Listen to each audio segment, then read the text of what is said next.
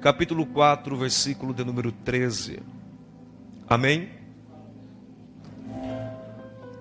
Não queremos, porém, irmãos, que sejais ignorantes com respeito aos que dormem, para não vos entristecerdes com os demais que não têm esperança. Pois se cremos que Jesus morreu e ressuscitou, assim também Deus, mediante Jesus, trará em sua companhia os que dormem. Ora, ainda vos declaramos por palavra do Senhor isto, nós, os vivos, os que ficarmos até a vinda do Senhor, de modo algum precederemos os que dormem. Porquanto o Senhor mesmo, dada a sua palavra de ordem, ouvida a voz do arcanjo e ressoada a trombeta de Deus, descerá dos céus, e os mortos em Cristo ressuscitarão primeiro. Depois nós,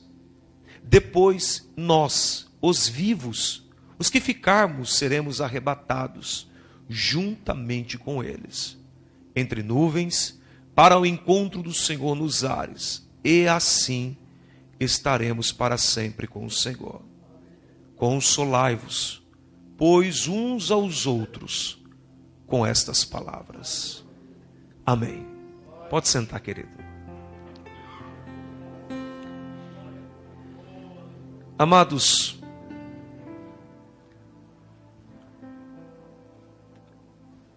Deus, eu não vou ser hipócrita não, mas Deus, Ele trouxe esse texto ao meu coração, ainda quando estava em casa, e eu pensei comigo, caso acontecer, porque eu sempre aprendi, a partir do momento que você está nessa trilha de ministério, de ser um obreiro, meu pai sempre me ensinou, vá sempre para o culto com uma cartinha na mão. Pode surgir uma oportunidade para você. Tenha o que falar. E Deus trouxe esse meu coração, e é um texto rico na sua exposição. Sou mais que admirador do apóstolo Paulo. Sou um homem que gosto de ler os escritos de Paulo. Paulo, ele é o autor desta carta. Paulo, ele escreveu 13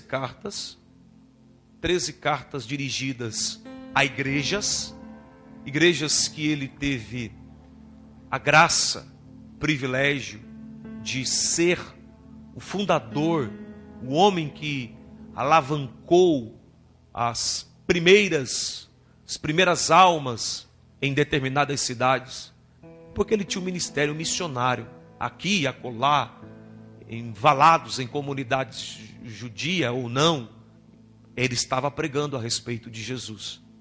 Aí ele escreve 13 cartas, algumas delas dirigidas a igrejas, outras instruindo e orientando pastores. São cartas intituladas como cartas pastorais, que é o caso de a primeira carta ao jovem pastor Timóteo, a carta a Tito e também a segunda carta ao pastor Timóteo. Cartas dirigidas a pastores de igreja. Há uma carta pessoal, a carta ao companheiro Filemão. Bem, na verdade, que todas essas cartas que Paulo trabalha, ela deu um norte, ou elas deram um norte para a igreja. São cartas que são abordados dentro delas doutrinas. São abordados assuntos que se tornaram doutrinas para a igreja primitiva e para a igreja contemporânea. Porque por intermédio dessas cartas, nós começamos a ter uma luz sobre a doutrina da salvação. Tivemos uma luz sobre a doutrina do Espírito Santo. Quem é o Espírito Santo? A sua ação, a sua missão, a sua tarefa, o que ele faz. A doutrina da salvação, a soteriologia. Para quem é a salvação, o destino dela? Por intermédio de quem vem ela? Para quem é ela? Então, são doutrinas que orientaram a igreja.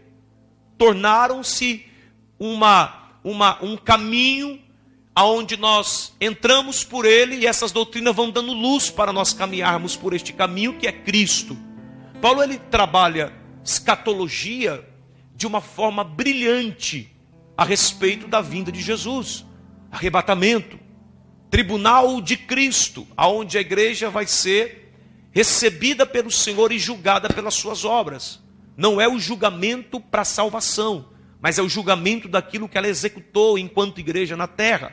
Cada um dará conta de si.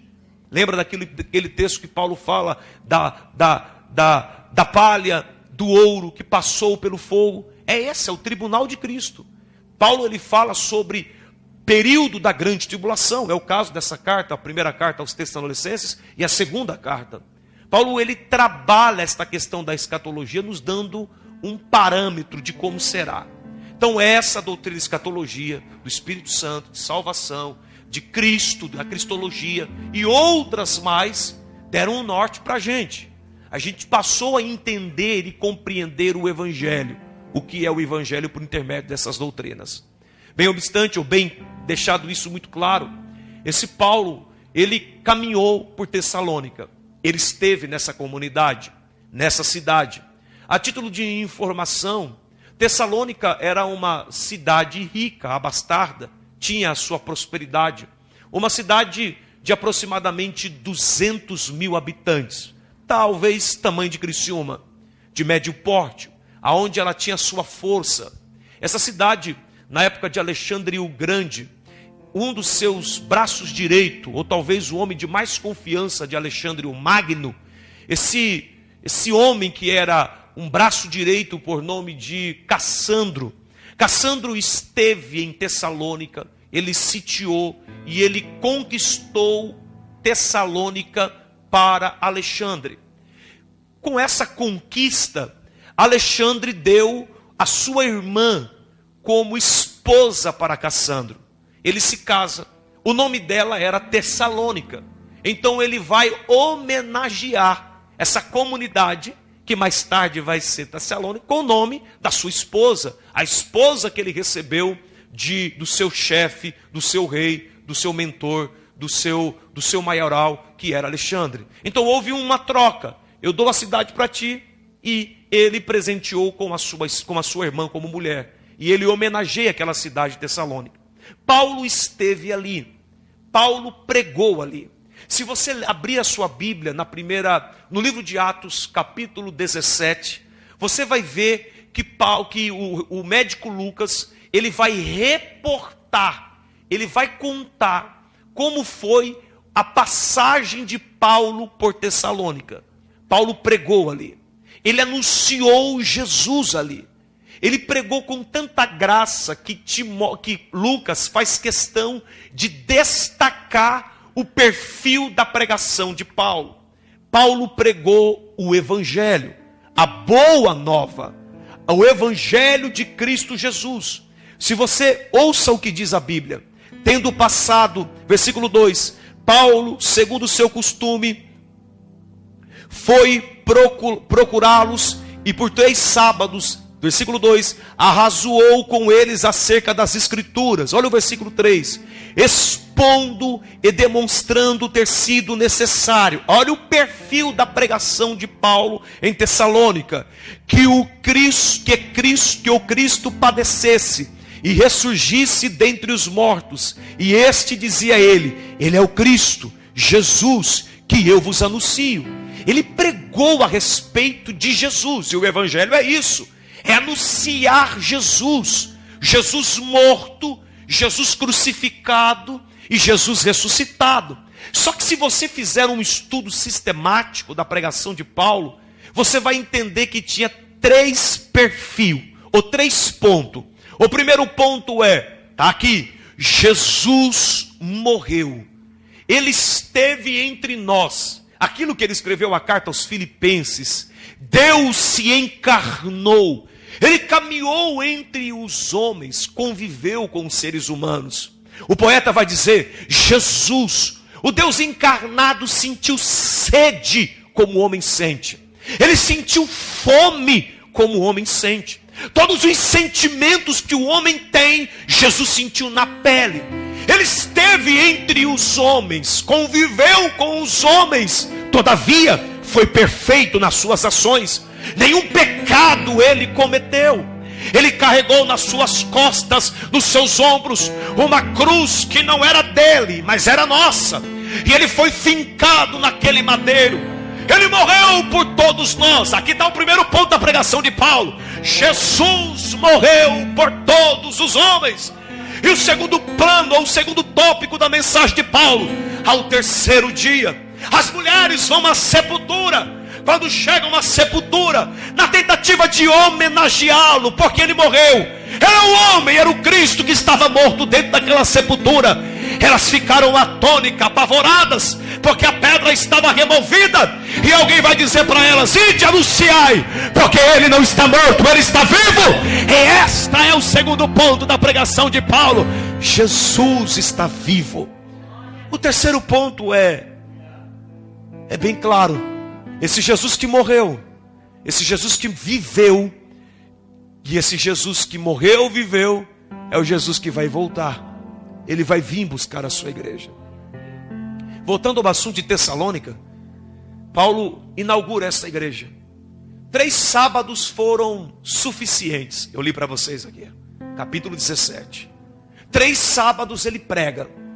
Jesus morreu, Jesus viveu, e Jesus vai voltar. Essa pregação de Paulo foi capaz de produzir uma igreja. Pessoas se renderam a Cristo, vieram para a família do Evangelho. Nesse instante, Paulo ele precisa ir embora. A perseguição é tamanha. Se você lê o livro A Vida e o Tempo do Apóstolo Paulo, vai narrar isso. As pessoas queriam acabar, exterminar a vida de Paulo. Então ele tem que fugir. E ele foge. Vai para outra comunidade pregar acerca de Jesus. Mas a igreja ali fica. Se você ler o primeiro capítulo de Tessalônica, vai explicar com detalhe a questão ali, como surgiu, ou como era o comportamento da igreja de Tessalônica. Ficava dentro de uma casa de um irmão, e eles ali estão cultuando a Deus. Como Paulo é um pastor que tem zelo pelas suas ovelhas, pela ovelha de Cristo Jesus, pela noiva do Cordeiro, Paulo ele tem agora a preocupação de como está os irmãos na fé, como está o crescimento, a evolução, como está a dinâmica da igreja concernente ao Evangelho. Aí Paulo pega o seu filho na fé: Timóteo, vem cá, vai para lá, para Tessalônica. Eu não posso ir lá, não tem como eu chegar lá. Se eu chegar lá, eles vão me matar no meio da caminhada. Se você ler o capítulo 2 ou o capítulo 1 da primeira carta que nós lemos, você vai ver: eu não pude, por mais que tentei, não pude, não deu. Aí ele manda Timóteo. Timóteo vai ser o homem que vai analisar, acompanhar, ver, trazer informação de como está a igreja em Tessalônica. Ele chega lá e ele vai pegar uma caneta, capítulo 3, versículo 6 da carta que nós lemos. Ele vai pegar uma caneta e vai começar a escrever exatamente o que está acontecendo. A Bíblia vai dizer que ele ficou maravilhado, feliz. Poxa, a igreja está prosperando. Deus está abençoando a comunidade evangélica de Tessalônica. Há um avanço, uma evolução, um crescimento. Há uma prosperidade evidente do evangelho naquela igreja. E ele coloca ali todos os pontos que ele vê necessário a ser colocado. Mas ele também pontua que a igreja tem lá os seus problemas. Tem um grupo dentro da comunidade, dentro da igreja, que está confrontando a mensagem de Paulo. Lembrando a vocês que a mensagem de Paulo está no capítulo 17 do livro de Atos. Esta era a mensagem de Paulo lá em Tessalônica. E eles estão confrontando esta mensagem de Paulo. Se você pegar a história, você vai ver que eles estavam dizendo que Cristo não era divino, que Cristo não é a encarnação de Deus, que ele é mais um que veio revolucionar. Timóteo anota tudo isso. Outro problema era que a igreja estava caindo no fanatismo. Muita gente estava vivendo 24 horas dentro da igreja e as responsabilidades sociais estavam ficando de lado. O Timóteo vai pontuar. Outro problema, problema de casamento dentro da igreja, Timóteo vai pontuar. Outro problema, acerca da vinda de Jesus, que é o que nós vamos falar, ele vai pontuar. Outro problema, acerca dos mortos, aqueles que morreram em Cristo ou que morreram, Timóteo vai pontuar. Esses probleminhas, Paulo, há um grupo que está confrontando, dizendo que Jesus não vai voltar, dizendo que os mortos não irão ressuscitar, dizendo que temos que estar 24 horas dentro da igreja, dizendo que Cristo não é Deus. Sabe, Paulo, o fanatismo da religiosidade está caindo ali, está indo com muita força e você precisa fazer alguma coisa. Paulo ficou preocupado, aí ele vai pegar uma caneta, um papel, não sei se foi uma pena, deve ser uma pena, e ele vai começar a escrever a sua primeira carta à igreja em Tessalônica. Ele começa a detalhar. A primeira carta é uma carta de resposta.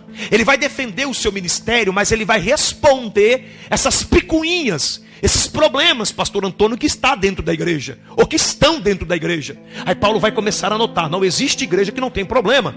Toda igreja tem problema, é por isso que tem pastor, para o pastor saber contornar os problemas da igreja. Paulo ali vai anotar, vai escrever, vai tentar diagnosticar com um remédio a saída para aqueles problemas. É por isso que ele escreve a primeira carta. O capítulo 1 é uma resposta, o capítulo 2 é uma resposta, o capítulo 3 é uma resposta, e o capítulo 4 também é uma resposta. O versículo 13 que nós lemos aqui esta noite é um versículo emblemático. É um versículo que responde à questão dos mortos no contexto do arrebatamento da igreja. Porque se vocês observarem aquilo que nós lemos aqui esta noite, você vai entender que Paulo traz a ideia, ele traz à tona, ele diz: não sejamos ignorantes com respeito àqueles que dormem. Paulo está usando a palavra dormir, ele usa o eufemismo aqui. Essa palavra dormir, ela se trata de morrer. Morte, é naturalmente morte mesmo, é literalmente morte que Paulo está dizendo aqui. Não sejamos ignorantes com respeito àqueles que dormem, com respeito àqueles que morreram, aqueles que padeceram. Porque se existe uma coisa que é verdade, é a morte. A morte, ela vem para todos um dia. A morte, ela não escolhe cor e nem idade, nem nacionalidade, nem se é rico ou se é pobre, não escolhe posição social. A morte, ela vem para todos um dia. Se você pegar o teu carro e ir no cemitério da cidade, você vai chegar no cemitério e você vai ver sepulturas pequenas, sepulturas grandes. Você vai ver placas de pessoas que viveram 40 anos, 30 anos, 100 anos, mas de pessoas que viveram um dia, de crianças que viveram 1 hora de vida, tiveram aqui nesta terra apenas. Porque a morte não escolhe idade, cor, não escolhe nada, ela vem um dia. Paulo está tratando aqui acerca daqueles que morreram em Cristo Jesus. E a resposta para esse contexto, para aquele problema que estava existindo na igreja, é que esses irmãos que morreram em Cristo Jesus, eles tiveram e têm uma esperança. Tanto aqueles que morreram e aqueles que hão de morrer têm uma esperança de ressurreição. Mas aonde é que está? Preste atenção nisso aqui. Mas aonde é que está fincado essa esperança? Aonde é que eles se baseiam nesta esperança? Aonde é que é o alicerce desta esperança? Qual é o pilar desta esperança? Paulo vai tratar aqui. Paulo responde com clareza acerca disso. Pois se cremos que Jesus morreu, olha de novo o evangelho sendo pregado. Pois se cremos que Jesus morreu e ressuscitou, aqui está. Aqui está a esperança. Aqueles que morreram um dia e aqueles que hão de morrer um dia, eles têm a esperança de um dia de ressuscitar, justamente porque Jesus morreu. A nossa esperança de ressurreição está no Calvário. É o que Paulo está dizendo.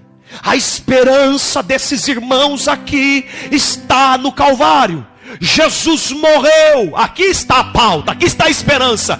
Ele morreu e é por isso aqueles que morreram têm a esperança de um dia ressuscitar. Os que morreram em Cristo Jesus, aqueles que guardaram a fé e faleceram nesta terra. O corpo físico não suporta mais a atmosfera desta terra, caiu a cama fria. A esperança de ressuscitar um dia é justamente por causa do Calvário. Irmãos, isso aqui é maravilhoso que Paulo está tratando, e eu vou mais adiante daqui a pouquinho. Mas quando eu falo de morte, quando eu falo de morte de Jesus, que é a esperança daqueles que morreram, na verdade é a esperança de salvação para todos nós. Porque se você observar bem mesmo, você vai compreender que a morte de Jesus foi suficiente para transmitir salvação para todos os homens. A morte de Jesus, meus amados irmãos, ela trouxe benefícios sólidos para a igreja. Se não vejam apenas alguns, são benefícios que não são tratados mais hoje em nossas igrejas, que não são mais pregados hoje, porque nós estamos em uma era em que a teologia da prosperidade, eu não vou ser aqui tão taxativos em querer bater só nela, mas é o que está evidenciando mais, é isso, é o interesse humano.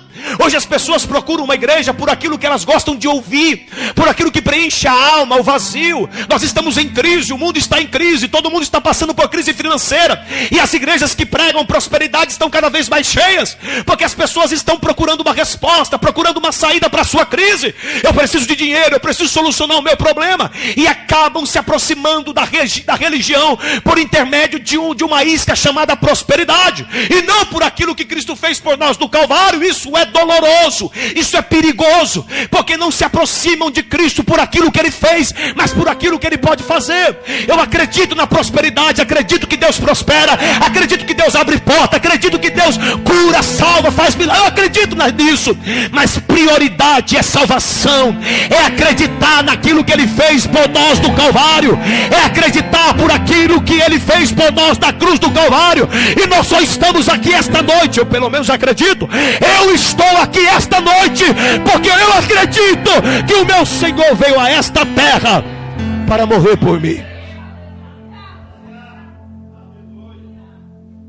Qual benefício, Obadias, que não se falam mais hoje? Estou sendo cansativo? Tá bom assim? Qual benefício? Primeiro benefício é simples. É simples e claro. Os mais antigos aqui vão lembrar. Se ouvia falar muito sobre regeneração. Algo que não se fala mais hoje. Olha aqui para mim, por favor. Meu nariz é bem grande. Dá para você olhar bastante nele. Regeneração. O que é isso? Do que se fala isso? Novo nascimento. Nova criatura. O Calvário, Jesus fincado no madeiro. Ele olhou para cada um de nós e diz: eu vou fazer de vocês uma nova criatura. O homem pecou. Deus criou o ser humano para se relacionar com Deus, e o Bruno sabe mais disso do que eu. Deus criou o ser humano para ter contato com Ele. Adão, caminhava com Deus na terra, passeava. Houve uma aliança entre Deus e o homem. O pecado vem e rompe esta aliança. O homem não tem mais como se aproximar de Deus, não tem mais como ter um contato com Deus. O pecado vem e toma conta do coração do homem. Agora, para o homem se aproximar de Deus é necessário, eu vou usar uma palavra aqui que é se usada muito para o meio animal, mas é necessário uma metamorfose na vida do homem, uma transformação. Isso se evidencia na cruz do Calvário. Eu preciso me tornar uma nova criatura para chegar aos pés de Deus, ou para estar próximo dele. E isso só é preciso, ou isso acontece quando eu me encontro com Jesus no Calvário primeiro, aonde ele vai me fazer uma nova criatura, onde ele vai me fazer um novo ser. É por isso que Paulo vai tratar aqueles que estão em Cristo, nova criatura e as coisas velhas já se passaram, e o novo estilo de vida é uma nova conduta, é um novo caráter. Quem é nascido de novo, quem nasce de novo é parecido com Cristo. Ele tem Jesus como perfil, como modelo de vida. Ele é bom cidadão, é um bom marido, é um bom crente, ele é um bom profissional. Tudo que ele faz é para glorificar o nome de Jesus. Aonde ele coloca a mão prospera, porque ele tem a aparição de Cristo na sua vida. Ele anda pela sociedade, todo mundo olha para ele, vê a mansidão de Cristo nele, vê a humildade de Cristo nele. É os nascidos de Cristo, é os nascidos de novo. Lembra quando você estava moribundo? Eu gosto do Salmo 40. Encharcado de lodo.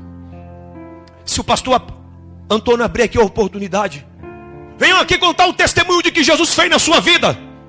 Com certeza eu teria aqui gente que iria falar: gente, irmãos, eu cumprimento a todos com a paz do Senhor. Eu era do mundo da droga, eu me prostituía, eu era um vagabundo para a sociedade. Eu desrespeitava a minha família. Eu estava igual ao que o salmista disse, num charco horrível de lodo. O que você entende de lodo?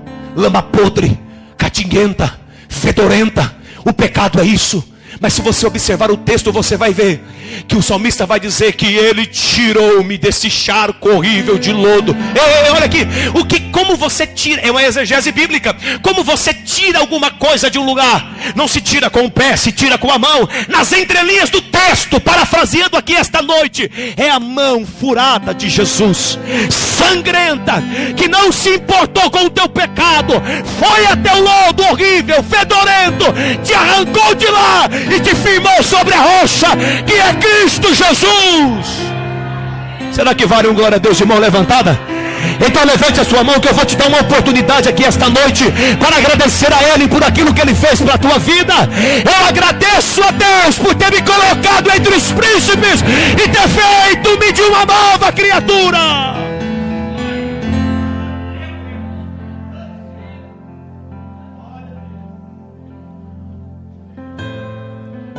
Regeneração. Eu vou dar uma apertada, me perdoa, pastor, por favor. Eu sei que existe um pastor aqui para doutrinar, para corrigir, mas eu preciso dizer isso aqui. Não tem como eu acreditar em uma pessoa que diz que é regenerada, mas não suporta ver uma barra de saia. Não tem como eu acreditar numa pessoa que se diz regenerada, mas faz da sua cabeça motel. Não tem como eu acreditar numa pessoa que se diz regenerada, mas da sua boca só sai coisas que só Deus. Glória. Não tem como eu acreditar numa pessoa regenerada, que dentro de casa é um cavalo e aqui dentro se coloca aqui a roupa de anjinho, volta para casa e coloca de novo a roupa de diabo. Deus está aqui esta noite nos despertando, que quando a obra da salvação chega para nós, ela é suficiente para nos transformar. E o que eu sou aqui, eu sou lá em casa, eu sou em qualquer lugar, eu sou um reflexo de Cristo. Não vou bater mais, fica tranquilo. Segundo, benefícios do Calvário. Algo que não se fala mais também.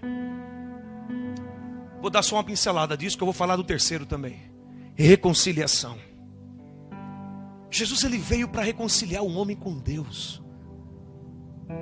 O homem, eu disse para você que perdeu o elo, que rompeu-se a ligação, não tem mais contato com o Criador, o Deus que fez os céus e também a terra. O que acontece agora? Vem Jesus. O poeta vai dizer, ele fincado no madeiro, para esta reconciliação se efetivar, uma mão que está cravada de um lado, perfurada, esta mão segura as mãos de Deus. A outra mão que está também furada, perfurada, cravada no madeiro, segura a mão do homem. Você entendeu que para chegar a Deus, é por isso que os discípulos não entenderam. Quando Jesus olhou para eles, disseram assim: opa, peraí, querem conhecer Deus? Querem saber qual é o caminho para se chegar a Deus? Eu sou o caminho, eu sou a verdade. Querem ter aproximação com Deus, o Criador? Passem por mim, vem por mim. É por isso que o cristianismo se diferencia de todas as religiões, porque todas elas querem apresentar o mesmo Deus, mas o caminho diferente. E o caminho é bem claro para chegar a Deus. Com perdão, por favor, não é Maria, não é nenhum tipo de caminho de atalho criado por mente humana, mas é Jesus. É Jesus que nos leva próximo de Deus. É por meio dele, meu irmão. É por isso que eu estou aqui em nome de Jesus, para lembrar vocês, porque eu sei que vocês sabem disso. Vamos estar cada vez mais próximos de Jesus. Por intermédio dele nós se aproximamos de Deus. É através dele, é nos pés dele que nós se aproximamos até Jesus. É por isso que nós oramos em nome de Jesus, ó Deus. Em nome de Jesus, ó Deus. Ele intercede por nós, ele é o caminho para nós. Ele veio nos reconciliar com Deus. Pincelei. Justificação. Eu aprendi isso em escola bíblica dominical. Vou falar, irmã, vou falar. Sou filho de pastor, querido. Aprendi isso em culto doméstico. Meu pai sentava com a gente e dizia: meus filhos, justificação. Eu ficava assim: o que é isso? Meu pai está falando do quê? Algo que não se trabalha mais hoje. Mas eu vou aqui rapidamente dizer para vocês. E olha como todo mundo está me olhando. Mas quando Deus formou o homem pecou, o homem se tornou escravo do pecado. Há uma algema no homem, há corrente agora nas mãos e nos pés do homem. O homem agora vai ser sentenciado à morte. A palavra justificação, ela vem do cenário de justiça. E justiça, você logo já imagina que é um cenário que vai se apresentar um juiz, vai ter um advogado, aonde você vai sentenciar alguém. É mais ou menos isso. Deus é o juiz. O réu é você, com a sua culpa, porque você errou, você pecou, você traiu, você foi infiel a Deus. Você está preso. É por isso que Paulo vai dizer que o salário do pecado é a morte. Me arruma um papel urgente, para que eu possa rasgar, por favor. É por isso que Paulo vai dizer que o salário do pecado é a morte. Porque a sentença para o pecado foi Obrigado, querido. Posso rasgar? Foi dada com exatidão. Tem que morrer.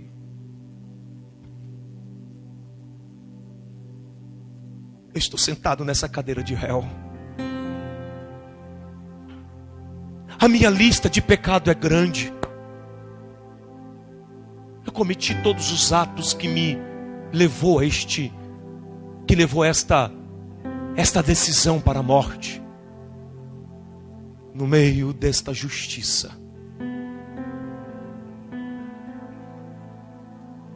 John Stott vai dizer que ele se levanta. Na sua veste, ele se levanta, você vai entender agora. Na sua veste não existia e não existe nenhum tipo de mancha. Está acontecendo um cenário de justiça, mas se levanta alguém nesse cenário, que vem caminhando enquanto está rolando ali a sentença de morte para o homem. A ficha criminal dele, aqui tem letras, consegue enxergar? Essas letras aqui representam os meus pecados, mas a ficha criminal deste homem é branca. Não existia nada que eu pudesse acusar. E ele vem caminhando, se aproxima do réu que está sentado. O que você está fazendo aqui? Eu sou pecador, eu sou criminoso, eu rompi com a lei de Deus, sou merecedor da morte, eu vou morrer. Sai daí. Mas eu não posso. Olha a minha ficha criminal. Olha aqui. Todos os meus pecados estão aqui. E eu tenho que morrer. Sai daí. Porque eu vou sentar no teu lugar de réu. Eu vou morrer por você. Tá, mas aqui está escrito os meus pecados. Não tem problema não. Não são mais seus, são meus. Porque eu vou assinar aqui por você. Ele carregou sobre ele todos os nossos pecados. Assinei, mas eu estou com os pés e mãos atados. Eu ainda continuo prisioneiro, não tem como eu andar. Se esse é o problema, eu arrebento os grilhões.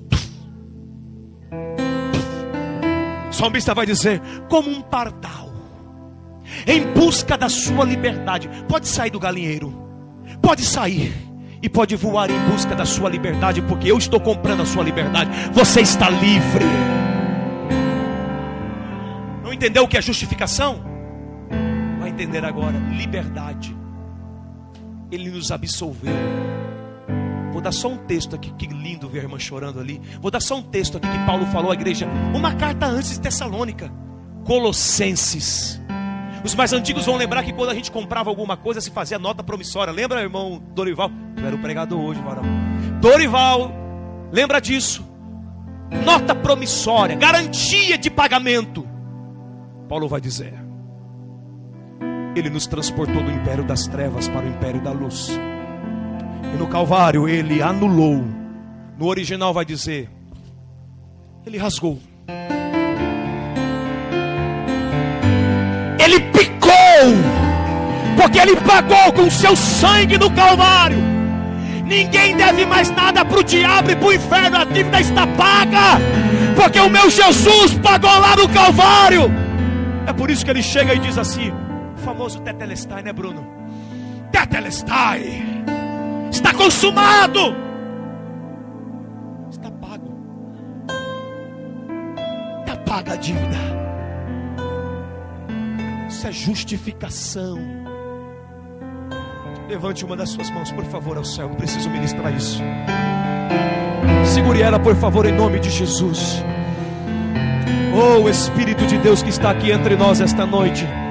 Se a tua palavra está aqui na minha boca esta noite, ó Deus, dá um toque agora no coração dos teus filhos.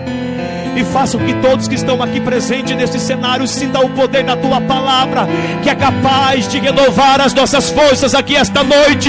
O Senhor conquistou para nós a liberdade do Calvário, e foi por isso que o Senhor disse: e conhecereis a verdade, e a verdade vos libertará. Se pois o Filho vos libertar, verdadeiramente sereis livres. Nós somos livres. Somos livres em Cristo Jesus.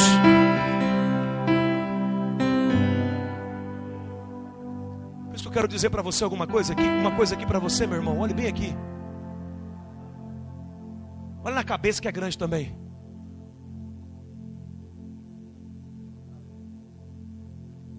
Talvez você entrou aqui esta noite dizendo: poxa, eu pequei a semana inteira,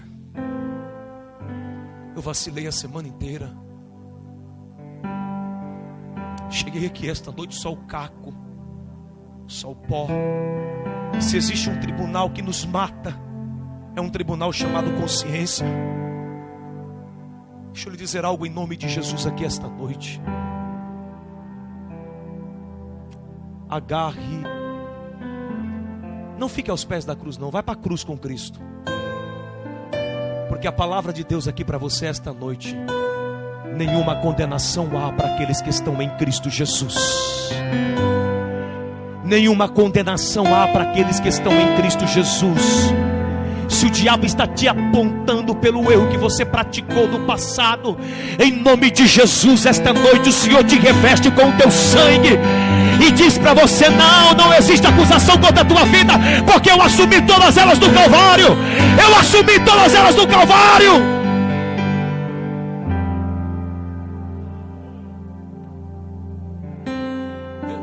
8h30. Jesus amado, vou terminar já.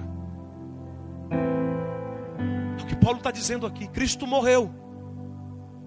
A esperança desses nossos irmãos é que Cristo morreu. Mas Ele não só morreu, Ele viveu. Ele está vivo. A ressurreição de Jesus, ela foi de total importância para que eu e você estivéssemos aqui esta noite. Se Cristo só tivesse morrido, vã era a nossa fé, vã era a nossa pregação. Mas Ele morreu e viveu. Viveu, irmãos. Ele está vivo. Vivo.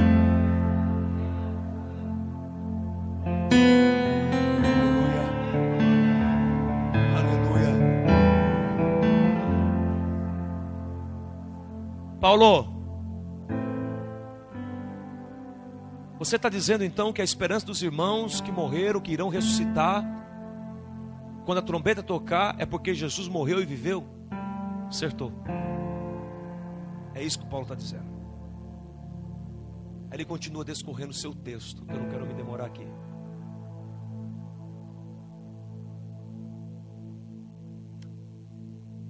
Cristo morreu, viveu. Está no texto. Ele vai voltar.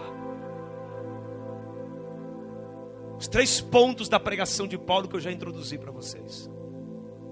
Ele morreu, viveu e vai voltar. Queridos, isso aqui é tão forte, é tão evidente, é tão claro, e é tão profundo também. Porque Paulo está dizendo aqui, se você observar no que nós lemos aqui,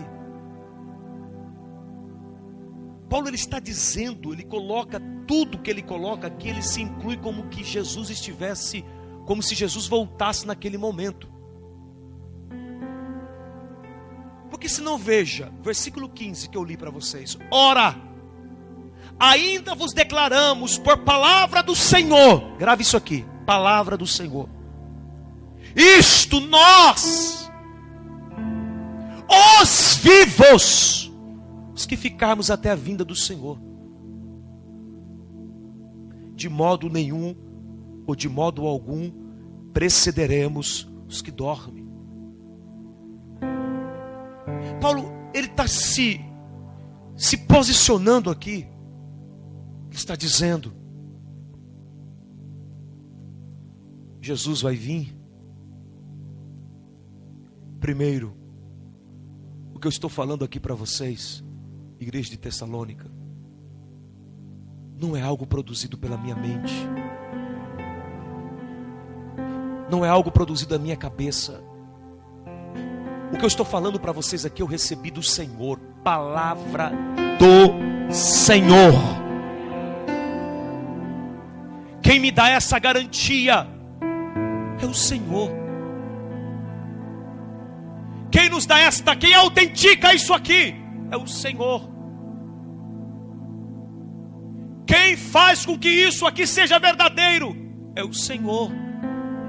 Por palavra dele eu estou dizendo a vocês. Agora olhem aqui.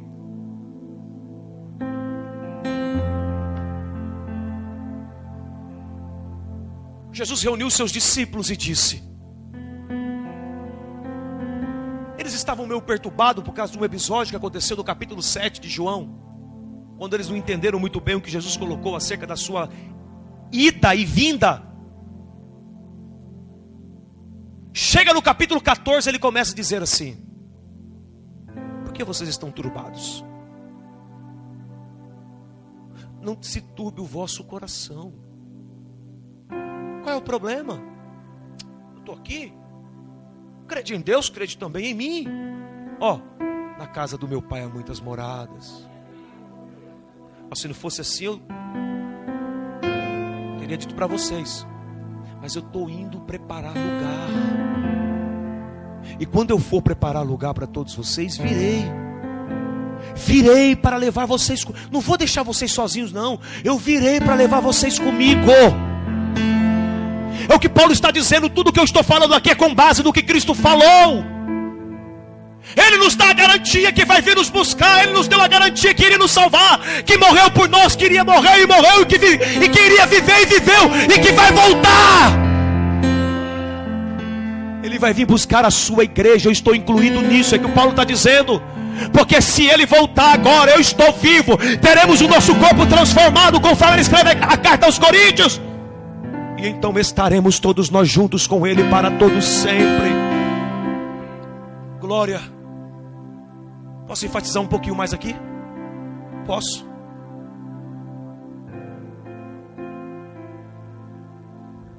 Sou de uma família pobre.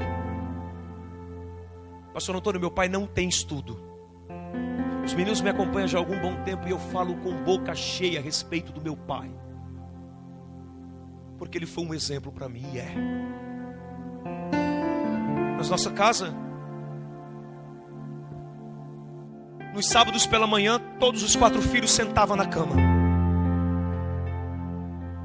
Meu pai pegava a Bíblia, lia para a gente um texto, pegava um violão e começava a cantar um hino da harpa cristã. Principalmente aquele hino que diz: um dia Cristo voltará. Terminava o hino, ele olhava para todos nós e dizia: meus filhos, vocês precisam ficar firmes com Jesus. Ele usava essa palavra: pode ser que um dia eu morra e não tenha o prazer de ver vocês crescer, mas eu quero que vocês estejam firmes no caminho do Senhor. E aquilo às vezes me perturbava muito, porque eu sempre fui curioso. Eu dizia: por que, pai? Porque um dia Jesus vai voltar. Jesus pode voltar para mim um dia, só para mim, e me levar, meu filho. Como Jesus pode um dia voltar só para você e te levar. Como um dia Ele pode vir buscar toda a sua igreja, e buscar a sua igreja, e levar a sua igreja. Com isso eu entendi. E eu cresci aprendendo isso. E eu estou aqui como um porta-voz do céu para lembrar vocês.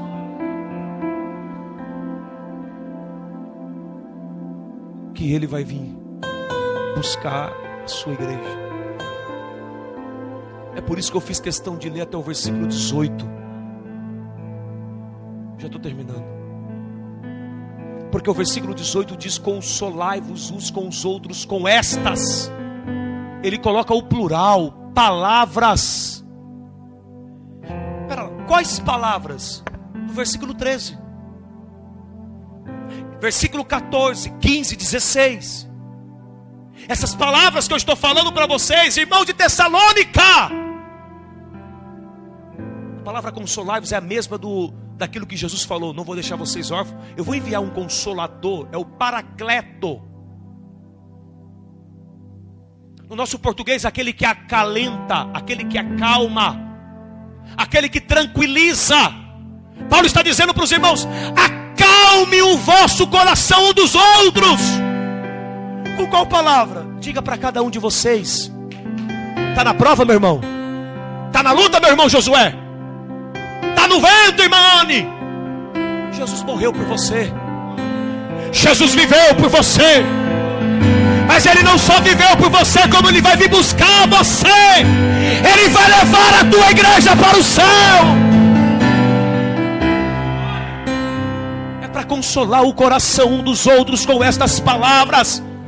E eu não vim aqui para atemorizar vocês, porque infelizmente quando alguém pregava, meu amigo Sérgio, acerca do arrebatamento na igreja, eu me segurava na cadeira, eu segurava nos bancos e dizia: meu Deus, eu não quero ficar, eu não quero queimar no inferno, eu não quero que o diabo venha com o seu garfinho e me espete. Não! Eu ficava com medo. É como se um filme de terror descesse em uma tela. Eu me atemorizava. Logo quando eu fui ler esse texto, o Espírito de Deus começou a confrontar a minha alma, e dizendo: não, meu filho, a mensagem do arrebatamento não é para trazer medo para aqueles que já estão salvos ou que se encontraram com Jesus. Não! A mensagem do arrebatamento é para acalmar o seu coração e renovar as tuas forças. É para renovar todos nós, é para consolar o nosso coração. Não é para você ficar com medo, não. Se você se encontrou com Jesus, meu irmão, esta noite o Espírito de Deus me trouxe aqui nesta casa. E tinha um Dorival para pregar, tinha um pastor para pregar. Se eu não estivesse aqui esta noite, a mensagem do céu seria esta: eu vou vir buscar a minha igreja, meu filho. Você consegue levantar mais uma vez uma das suas mãos? Consegue? Fechar os teus olhos por 30 segundos agora, em nome de Jesus. Oh, glória. Deixa com que o Espírito de Deus renove a tua força agora. Deixa com que o Espírito de Deus console a tua vida, o teu coração agora. Eu sei que tem gente aqui na prova. O irmão cantou um hino aqui sobre lágrimas, que eu estava me segurando ali no banco. Só Deus sabe como é que eu estou aqui esta noite. Todos nós temos a nossa cruz para carregar, mas é num culto como este que Deus vem pra gente e diz: meu filho, levanta a cabeça, aguenta firme. Canaã é logo ali. Eu quero convidar aqueles que são batizados com o Espírito Santo. Vamos encher esta casa de língua estranha. Esta igreja aqui é pentecostal e acredita nos dons espirituais. O Espírito de Deus está aqui nesta casa. Vamos então orar em línguas estranhas.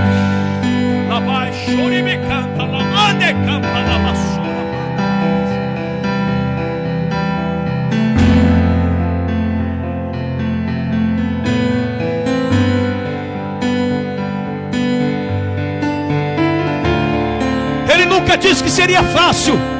Ele nunca prometeu vida boa. O Evangelho não é promoção para ter uma vida boa nesta terra. O Evangelho é um convite ao sofrimento.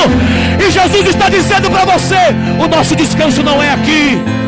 Eu estou consolando a tua alma. Um dia você vai entrar no gozo do meu. Alguém cantou isso aqui hoje. A mensagem está sendo um complemento daquilo que já começou. Oh glória! Oh glória!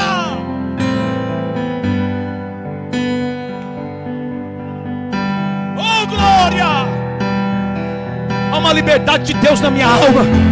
Eu prego com graça como se fosse a última mensagem hoje. Tomara a Deus que o arrebatamento fosse agora, que Ele soasse a trombeta.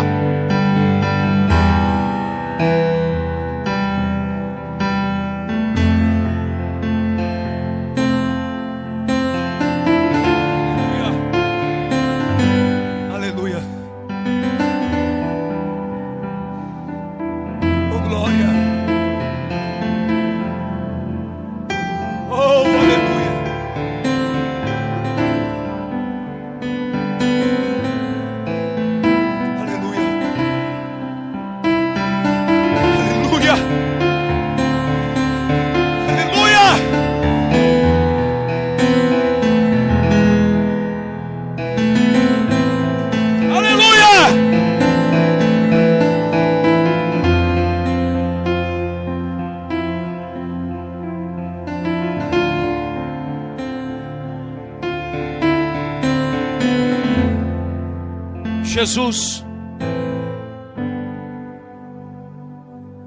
virá nos buscar.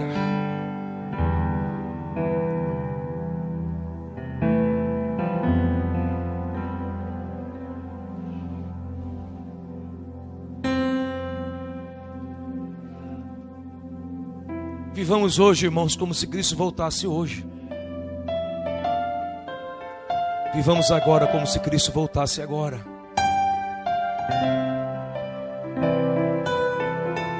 Eu não tenho dúvida que nós estamos vivendo as vésperas do arrebatamento. O arpazo, o arpazando, o tirar de um lugar e levar para outro lugar vai acontecer sim. Se você acredita ou não, Jesus mesmo falou: eis que venho sem demora. O escritor vai dizer: mais um pouquinho de tempo, menos do que pouco. Traduzido do seu original: menos do que pouco de tempo. O que há de vir virá e não tardará. Eu quero orar com vocês.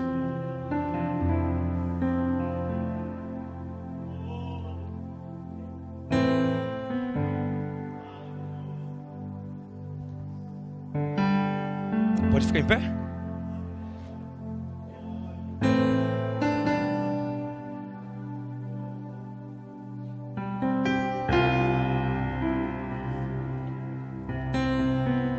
Eu era recém-chegado aqui em Criciúma, ou melhor, no estado de Santa Catarina. Eu enfrentei um grande evento na minha vida. Eu fiquei 9 meses desempregado. Meu pai não estava por perto. Meu sogro e minha sogra me ajudaram muito. Até que depois de quase um ano eu consegui um emprego aqui em Criciúma. Fui trabalhar no supermercado. Eu saía às 10 horas da noite. E um dia eu embarquei no último ônibus para o Balneário Rincão. Eu sentei na poltrona. fiquei aguardando o momento exato do ônibus sair. Como era o último ônibus da noite, geralmente quem iria nesse ônibus eram os estudantes, os trabalhadores. Então você praticamente conhecia as pessoas. Todo dia no mesmo horário. O motorista embarcou, sentou na sua posição, engatou a primeira do ônibus e saiu lentamente pelo terminal rodoviário de Criciúma. E quando ele vai indo 10 por hora, 15, se ouve um grito na porta traseira do ônibus: motorista! Motorista! E batia com força: abre a porta, motorista, abre! Ao cobrador: motorista, tem gente batendo na porta. E o ônibus 20 por hora, 25. Enquanto o corpo humano conseguia igualar a velocidade do ônibus, o menino, aquele rapaz ia batendo na porta: abre! Eu quero entrar, abre! Era o último ônibus. Se ele perdesse aquele ônibus como perdeu, ele teria que ir embora de uma outra forma, menos de coletivo. Aí alguém gritou: motorista, abre a porta para o ônibus, abre a porta para o rapaz entrar. O motorista olhou para o retrovisor, o ônibus caminhando, andando. Não, eu não vou parar o ônibus e não vou abrir a porta para ele, porque a porta do ônibus estava aberta. E eu vi quando ele estava com a sua namoradinha. Ele chegou cedo, foi um dos primeiros. Ele não entrou porque ele não quis. Ele que deu o jeito dele para ir embora. Ele engatou a terceira, arrancou o ônibus e foi-se embora pela Centenário. Eu calado no meu canto, o Espírito de Deus começou a falar comigo. Ele veio forte ao meu coração e diz: meu filho, vai ser assim, vai ser dessa forma. Por enquanto a porta do ônibus está aberta, o motorista chamado Espírito Santo já está sentado em seu posto. Ele vai arrancar daqui a pouco com a igreja. Só irá subir quem estiver sentado dentro do ônibus, mesmo porque ele já não está mais na moda, está com o pezinho no degrau do ônibus e com o pé lá fora. Ou você sobe de uma vez para o ônibus, ou você desce de uma vez do ônibus.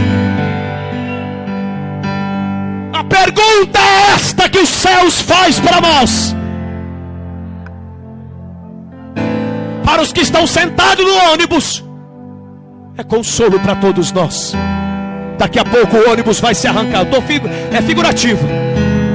Mas para você que está fora do ônibus, como a nota fora que o Daniel deu agora, há uma grande oportunidade aqui hoje para você subir de vez para o ônibus e estar agarrado na graça chamada Cristo. Oh, glória! Eu queria orar por você. Quer vir aqui à frente? Quer vir aqui à frente? Vamos orar junto em família, como a palavra de Deus nos ensina.